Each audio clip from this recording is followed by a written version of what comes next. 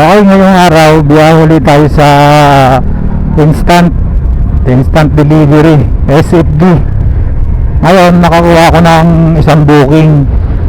Ang napansin ko sa booking ng SFD o yung instant delivery, ano lang, pag once na meron ka na nakuhang isang booking, o hindi ko napapasukan ng booking, parang kamukha siya nung dati ng Lalamove na isa-isa lang. Ang ganun siya. So ngayon, kaya nagtataka ako, meron akong mga napapanood na may dala na 5 item.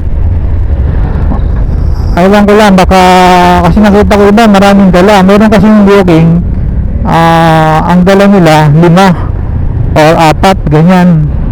May nakita kasi akong booking dito nasa 400 plus 19 kilometers. Bali ano siya, 4 na location ang pupuntahan mo. Isang location papuntang pick up, tapos 3 yung papuntang deliver.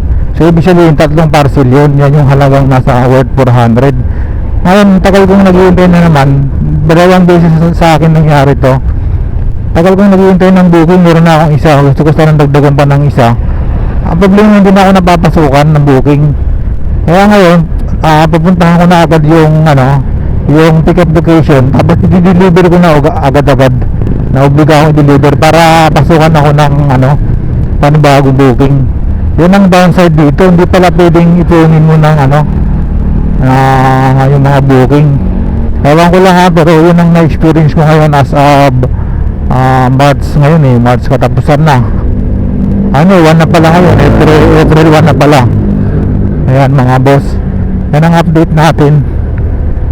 Kanina pa mga 30 minutes na walang pumapasok na sa akin ng booking. Naka-online ako sa SFD sa instant delivery, walang pumapasok ganun siya. Kasi nung last na araw nagbiyahe ako, wala na rin pumapasok, ganun siya. So obligado tayo mga bossing.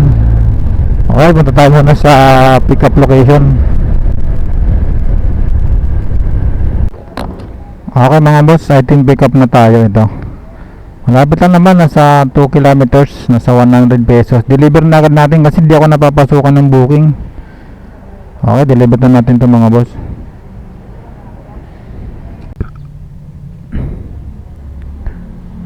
Okay mga boss, item deliver na tayo. Ngayon ang nakakuha na ulit ako ng panibagong booking.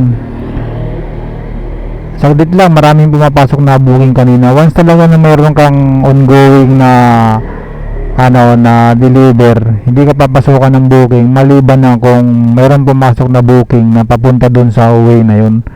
Ngayon may nakuha ko kanina kasi malapit lang, so mahirap makahanap ng ganung kaya na-deliver ko agad. Lang siya, 2.1 kilometer, 75 pesos, tapos 1.7 naman sa pick up, ang layo. So pwede na mas mataas talaga siya ang delivery fee. Ngayon kumuha ko ng panibago, nakakuha ko, marami na ulit pumasok. Ang isang pwede rin pala maganda, na group order na agad, yung parang 4 na parcel na, para diretsuhan lang. Pero wala namang problema kasi pwede naman natin sabayan ng Lalamove. Okay mga boss, deliver ulit tayo. So yun lang update natin mga boss. Yun ang mga napansin ko sa app na to.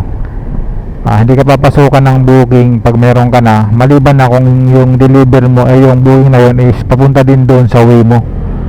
Ayun, so okay naman kasi para hindi ka maligaw-ligaw, hindi ka lumayo-layo sa drop off. Okay mga boss, update ulit tayo pag kung ano yung mga panibagong may experience natin dito sa sa instant delivery.